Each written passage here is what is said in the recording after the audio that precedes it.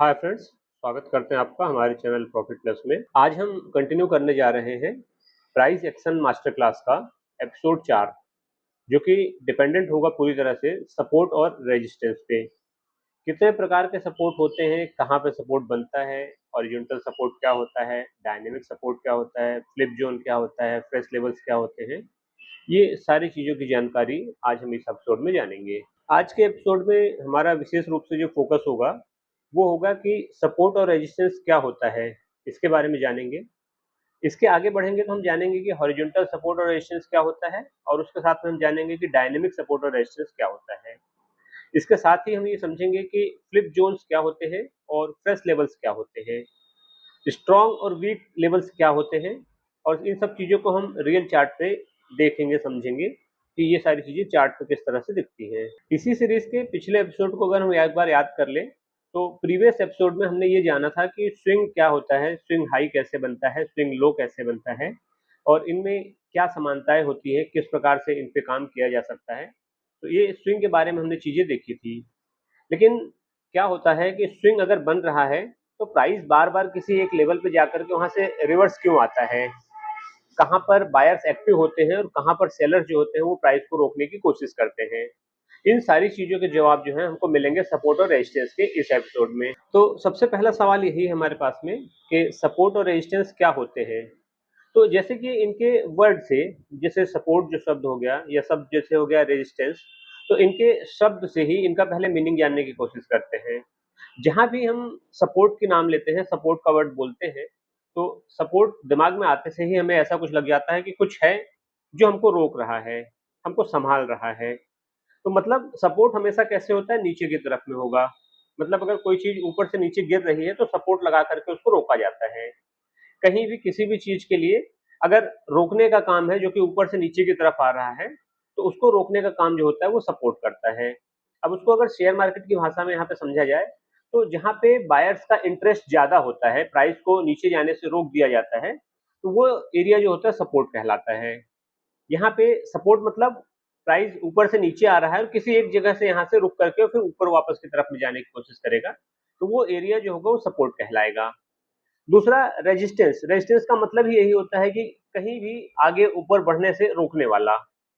तो जहां भी यहाँ पे अगर शेयर मार्केट की लैंग्वेज में हम बोले तो जहां भी सेलिंग का प्रेशर ज्यादा हो जाता है, बढ़ जाता है, और वहां से अगर कोई चीजें वापस लौटने लग जाती है, तो उसको हम क्या कहते हैं कि ये रेजिस्टेंस का लेवल है।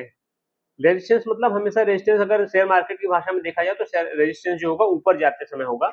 मतलब कि अगर मार्केट में रैली आ रही है, ऊपर की तरफ जा रहा है, और अगर वो किसी पॉइंट से लौट रहा है, उस पॉइंट को या उस जगह को, उस जोन को हम रेजिस्टेंस कहेंगे।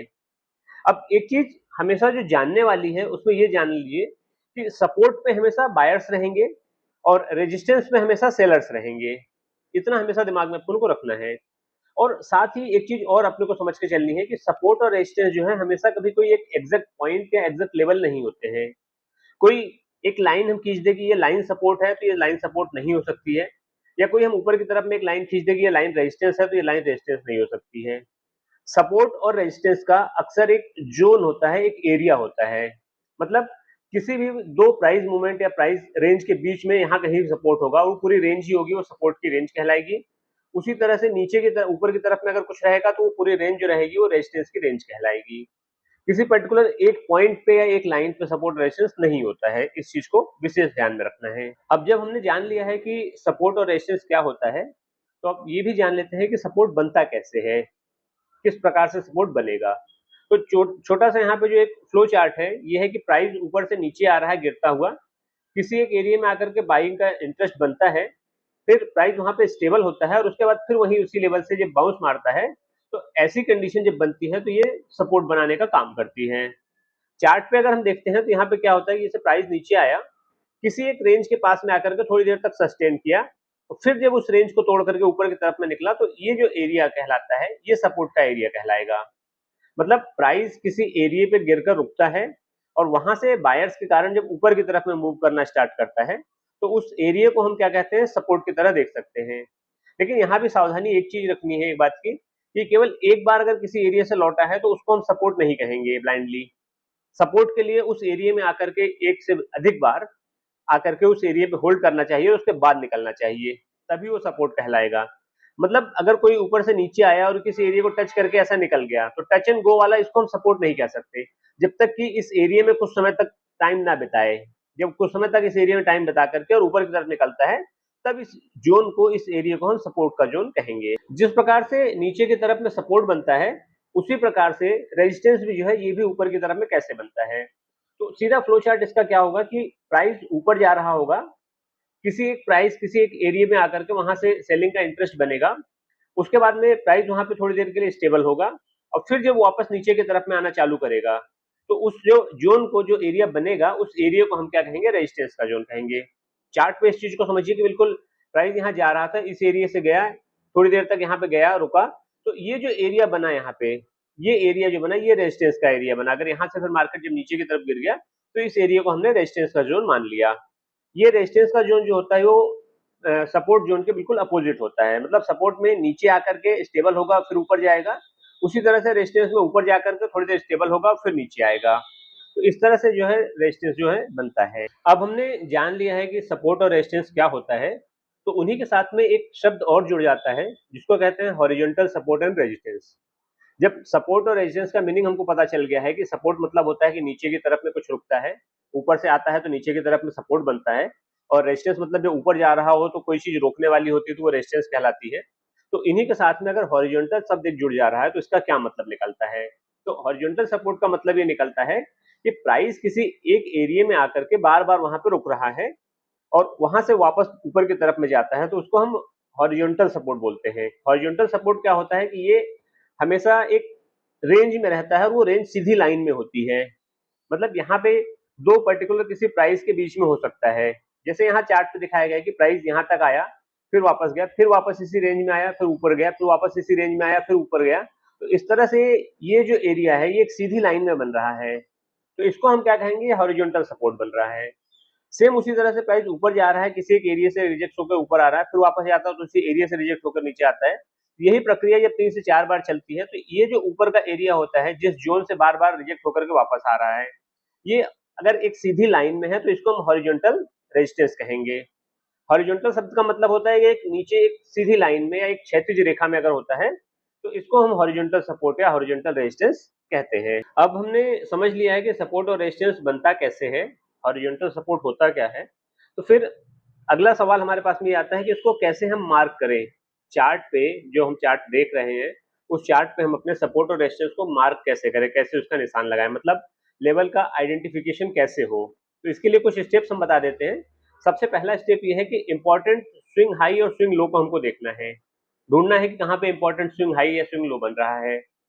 सेकंड स्टेप हमारे पास में होता है कि वहां पे रिपीटेड रिएक्शन देखना है कि क्या वहीं पे आकर के बार बार अपना ऊपर से नीचे आ रहा है तो वहीं से ऊपर जा रहा है, या वहां से नीचे आ रहा है, तो ऐसा हमको देखना है कि रिपीटेड रिएक्शन कितने बार होता है। थर्ड स्टेप हमको ये देखना है कि कॉमन प्राइस का एरिया वहां पे क्या है, उसको मार्क कर लेना है। और स्टेप 4 क्या होता है कि उस जोन को हमको आगे की तरफ में एक्सटेंड कर देना है। जैसे यहाँ पे चार्ट पे दिखाया गया है कि प्राइस ऊपर की तरफ में किसी जोन में गया और वहां से नीचे आया, फिर एक बार वहां पे गया, फिर वहां से नीचे आया, फिर गया और फिर नीचे आया, चौथी बार भी वहां से जाकर के नीचे आया, तो ये एक एरिया हमने मार्क कर लिया कि ये एरिया जो है यहाँ पे रेजिस्टेंस का एरिया बन रहा है।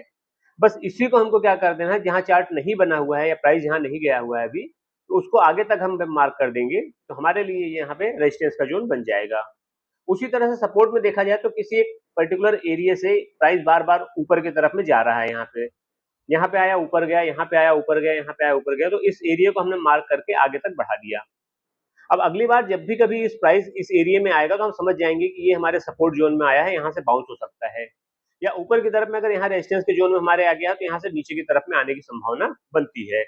तो इस तरह से हमको पहले प्राइस देखना है, हमको कहाँ से बार बार रिएक्शन आ रहा है उस चीज को देखना है, उस एरिया को मार्क कर देना है, और उस एरिया को जब हम आगे की तरफ में एक्सटेंड कर देते हैं तो वही एरिया हमारा क्या बन जाता है, सपोर्ट और रेजिस्टेंस का जोन बन जाता है, और ये हमारे चार्ट पे इस तरह से मार्क हो जाता है। हमने यहाँ पे अच्छी तरह से समझ लिया है कि सपोर्ट रेजिस्टेंस क्या होता है, और उसके साथ में हमने ये भी समझ लिया कि हॉरिजॉन्टल सपोर्ट और रेजिस्टेंस क्या होता है, कैसे उनको मार्क किया जाता है। अब अगले चीज हमारे पास में एक वर्ड आता है डायनेमिक सपोर्ट एंड रेजिस्टेंस। अब ये डायनेमिक सपोर्ट एंड रेजिस्टेंस क्या होता है, सपोर्ट रेजिस्टेंस तो हम ऑलरेडी समझे हुए हैं, तो इसके साथ में डायनेमिक शब्द अगर जुड़ा हुआ है तो डायनेमिक का क्या मतलब होता है। डायनेमिक का मतलब ये होता है कि यहाँ पे जो लेवल्स रहेंगे वो स्ट्रिक्ट ना हो करके लेवल्स मूविंग रहेंगे। डायनेमिक सपोर्ट और रेजिस्टेंस में जो हमारे लेवल्स रहेंगे वो मूविंग लेवल्स रहेंगे।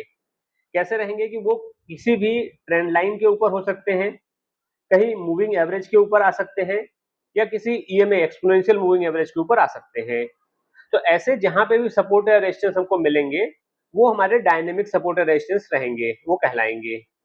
मतलब अगर मान लीजिए कि हमने ईएमए लगाया हुआ है, ये हमारा 20 की ईएमए की लाइन है और ये लगी हुई है।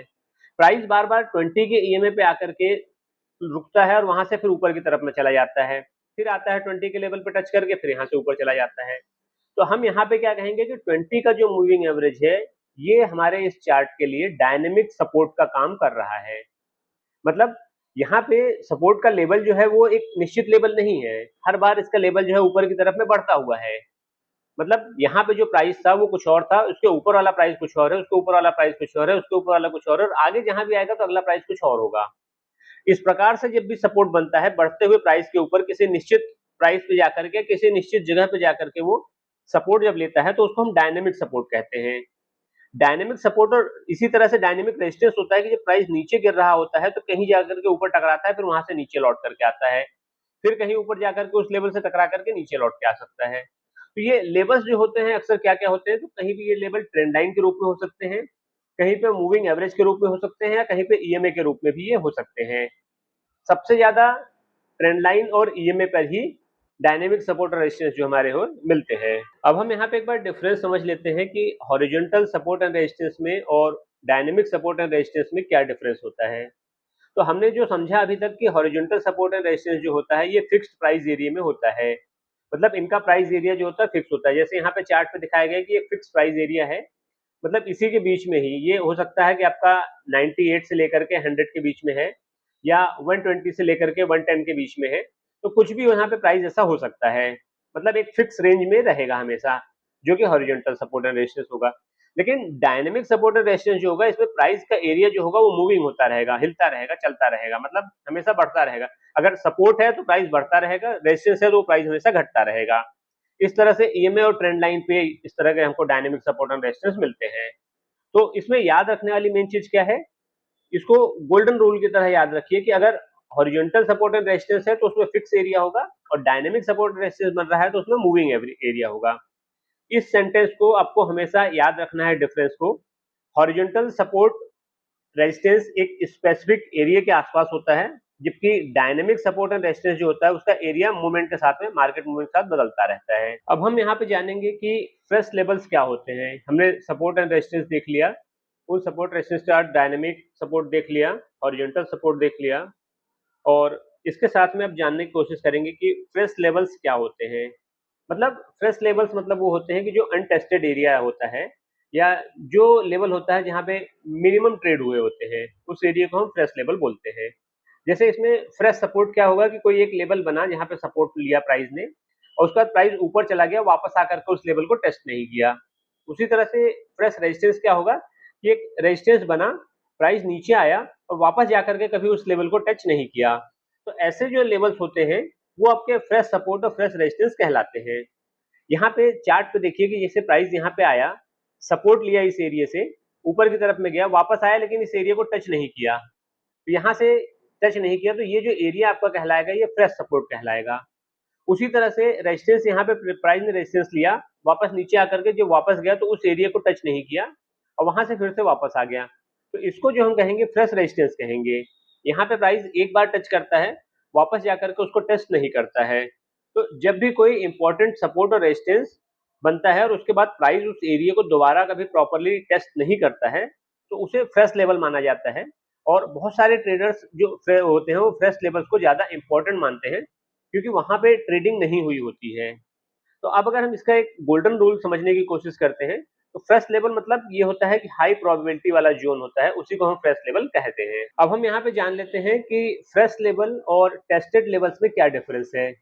तो अभी तक जो भी हमने सपोर्ट और रेजिस्टेंस पढ़े हैं, देखा है, डायनेमिक सपोर्ट देखा है हमने, हॉरिजॉन्टल सपोर्ट देखा है, तो वो सारे सपोर्ट जो होते हैं वो टेस्टेड लेवल्स कहलाते हैं। मतलब एक बार से ज्यादा मल्टीपल टाइम्स उस रेंज में प्राइस आकर के लौट चुका होता है, तो वो सारे लेवल्स टेस्टेड लेवल कहलाते हैं।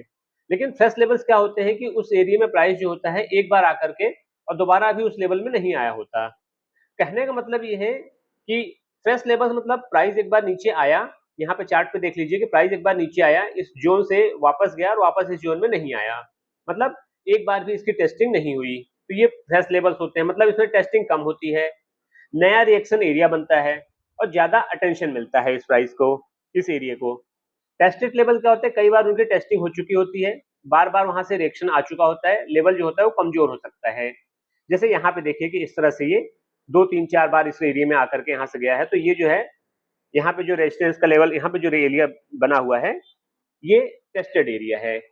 अब इसको समझिए कि क्या इसमें डिफरेंस क्या होता है, मतलब कोई भी सपोर्ट का जोन अगर बन रहा है, तो पहले वहां पे जब पहली बार टच किया और वापस इस एरिया में भी नहीं आया, तो जब तक चार्ट यहाँ तक बना हुआ है तब तक ये हमको फ्रेश जोन कहलाएगा। जब दूसरी बार यहाँ पे आ गया तब ये टेस्टिंग जोन कहलाने लगता है। मतलब टेस्टेड लेवल वो होता है, पहले बार फर्स्ट लेवल पे फ्रेश एरिया बनता है, फ्रेश लेवल बनता है, फिर जब उस फ्रेश एरिया को टेस्ट कर लिया जाता है, वो टेस्टेड एरिया बन जाता है, फिर वो हॉरिजॉन्टल सपोर्ट है, रेजिस्टेंस बन जाता है। तो इसमें ये है कि अगर कई लोग ये भी मानते हैं कि अगर मान लीजिए कोई भी फर्स्ट लेवल है, फ्रेश लेवल है, तो वो ज्यादा स्ट्रांग होता है, बल्कि अगर कोई टेस्टेड वाला है तो वहां पे बार बार टेस्टिंग हो चुकी होती है, तो एरिया कमजोर हो चुका होता है। पर ऐसा कहना उचित नहीं होगा, क्योंकि मार्केट जो होता है वो सप्लाई और डिमांड के बेसिस पे चलता है। तो अगर जहां पे डिमांड ज्यादा आ जाएगी तो ऑटोमेटिक वहां से अप जाएगा, और जहां पे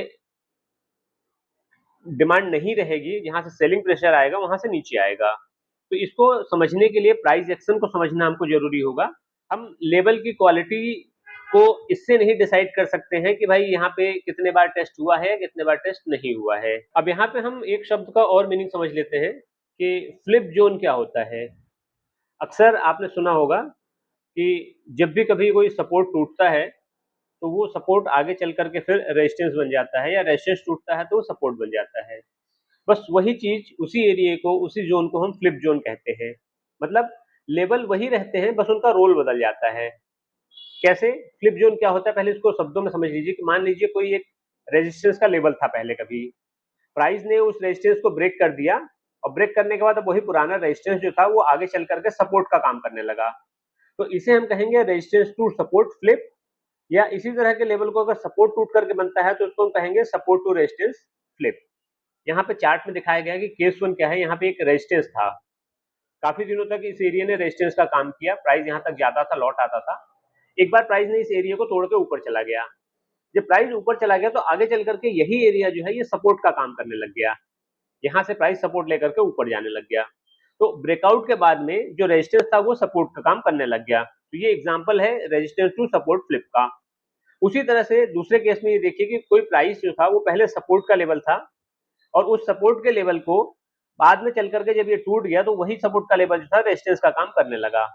तो मतलब यहाँ पे क्या हुआ कि ये जो सपोर्ट टू रेजिस्टेंस फ्लिप हो गया, मतलब लेवल वही था, लगभग प्राइस का लेवल जो था वो वही था दोनों जगह पे, लेकिन प्राइस को उनको क्रॉस करने के बाद में उस एरिया का काम जो है वो बदल गया। जो पहले रेजिस्टेंस करता था, रोकता था प्राइस को, वही अब सपोर्ट देने लगा प्राइस को। जहां पे प्राइस को सपोर्ट दिया करता था वही अब प्राइस को रेजिस्ट करने लग गया। तो यहाँ पे रोल बदल जाता है, लेकिन लेवल कभी नहीं भूलता, मतलब लेवल वही रहता है। अब हम यहाँ देखते हैं कि स्ट्रॉन्ग सपोर्ट क्या होता है और वीक सपोर्ट या रेजिस्टेंस क्या होता है। तो जो स्ट्रॉन्ग सपोर्ट या स्ट्रॉन्ग लेवल्स होंगे उनमें क्या होगा कि रिएक्शन जो होगा काफी स्ट्रॉन्ग होगा, सिग्निफिकेंट मूव होगा, क्लियर रिएक्शन होगा, रिएक्शन अगर होगा तो क्लियर होगा वहां पे, और स्ट्रक्चर इम्पेक्ट नहीं करेगा, साथ ही फ्रेशनेस इसमें रहेगी। वीक लेवल्स में क्या होगा कि स्मॉल रिएक्शन होगा, साथ में लिटिल डिस्प्लेसमेंट होगा, कई बार टेस्टेड एरिया होगा जो कि वीक हो जाएगा, और प्राइस जो है आसानी से उसको क्रॉस कर जाएगा, ये वीक रेजिस्टेंस कहलाएगा।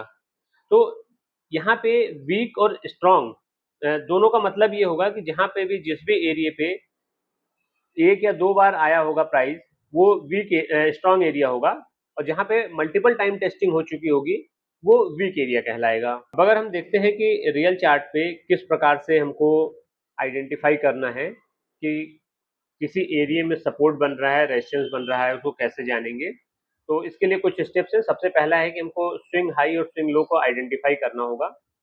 दूसरा स्टेप हमारा रहेगा कि रिएक्शन का एरिया हमको मार्क करना होगा कि किस एरिया से रिएक्ट कर रहा है प्राइस। तीसरा स्टेप होगा कि सपोर्ट और रेजिस्टेंस को क्लियर करना पड़ेगा, क्लासिफाई करना पड़ेगा कि ये सपोर्ट का एरिया बन रहा है, ये रेजिस्टेंस का बन रहा है। चौथा, फ्रेश लेवल है या टेस्टेड लेवल है, इसको हमको जांचना होगा। और पांचवें स्टेप में हमको देखना होगा कि ये स्ट्रॉन्ग लेवल है या वीक लेवल है। उसके बाद में उनको इस तरह से मार्किंग कर देनी होगी। तो ऊपर का एरिया जो रहेगा हमारे लिए रेजिस्टेंस का लेवल बन जाएगा, नीचे का एरिया जो होगा हमारे लिए सपोर्ट का एरिया बन जाएगा। तो इस प्रकार से चार्ट पे हम मार्क कर सकते हैं। अब होता क्या है कि जब हम प्राइस एक्शन की तरफ ट्रेडिंग के लिए बढ़ते हैं, तो इसमें कुछ कॉमन मिस्टेक्स होती हैं जो कि हर ट्रेडर कर ही देता है। उसका कारण क्या होता है कि यहाँ पे किसी प्रकार का कोई इंडिकेटर नहीं लगा होता है। हमको अपने हिसाब से ही देख करके चार्ट पे कैंडल्स को देख करके समझना होता है। तो लेवल ट्रेडिंग जब भी करते हैं तो उसमें अक्सर ट्रेडर्स यही गलतियां करते हैं। कुछ गलतियां यहाँ पे इंपॉर्टेंट है जिसको हाईलाइट किया गया है। सबसे पहला है फर्स्ट, कि हर हाई और लो लेवल को सही मान लेना। मतलब हर छोटा हाई लो बन रहा है तो उसको इंपॉर्टेंट लेवल मान लेना। तो ऐसा नहीं होता है, हर इंपॉर्टेंट लेवल अलग होते हैं। तो कोई भी छोटा सा हाई या लो बनता है तो उसको इंपॉर्टेंट नहीं मानना है। दूसरी गलती क्या होती है कि एग्जैक्ट लाइन की तरह देखना, मतलब कि मार्केट जो है वो किसी जोन में हमेशा काम करता है। मार्केट अक्सर एक जोन बना करके वहां पे सपोर्ट या रेजिस्टेंस बनाता है, बट एग्जैक्ट लाइन की तरह उसको देखना ये गलत होता है। तीसरा ये होता है मिस्टेक कि हर टच को स्ट्रांग मानना। मतलब हर टच लेवल से स्ट्रांग नहीं होता। मतलब जहां भी हर बार जाकर के टच हो रहा है तो उससे स्ट्रांग नहीं होता, बल्कि यहाँ से क्या होता है कि ये लेवल वीक होने लगते हैं और इसके टूटने की संभावना जो है ज्यादा बढ़ जाती है। चौथी गलती क्या होती है कि ब्रेकआउट को बिना कंफर्मेशन के ही मान लेना।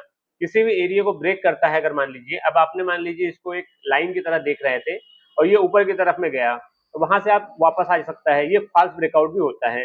लेकिन क्या होता है कि जब आप अगर सिंगल लाइन की तरह इसको देख रहे हैं तो ये काम नहीं करेगा। अगर इसको किसी जोन की तरह आप देखते हैं तो जब तक उस जोन में रहता है तब तक के लिए आपको उसको नहीं मानना है ब्रेकआउट।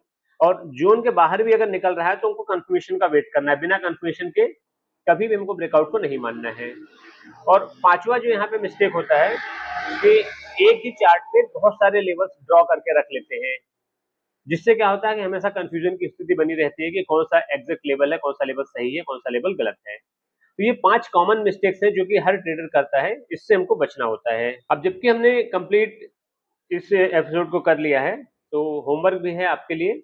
देख लीजिए कि आपको 5 चार्ट ओपन करने हैं, जिस भी ट्रेडिंग प्लेटफॉर्म पे आप ओपन करते हैं कीजिए। वहां पे 3 सपोर्ट के एरिया आपको मार्क करने हैं, 3 रेजिस्टेंस के एरिया मार्क करने हैं, 2 फ्रेश लेवल्स मार्क करने हैं और 1 फ्लिप जोन आपको मार्क करना है।